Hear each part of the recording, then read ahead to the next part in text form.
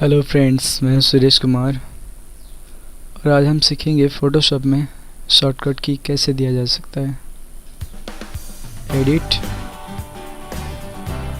Keyboard shortcut, ये आपका alt plus shift plus control press करने से भी आ जाएगा।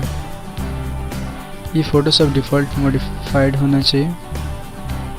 हम यहाँ पे कुछ सेट करते हैं। जैसे देखिए फ़िल्टर है, फिल्टर पे जाएंगे, कोई सब सिलेक्ट कर लीजिए। जैसे ब्लर में ले लिया मैं, फॉक्स ब्लर ले लिया मैं, ठीक है। फॉक्स ब्लर में कंट्रोल ऑब्लिक दे दिया, एक्सेप्ट कर दिया, ओके। देन मैं फ़ोटो चूज़ करूँगा, देखता हूँ वो काम करता है कि नहीं।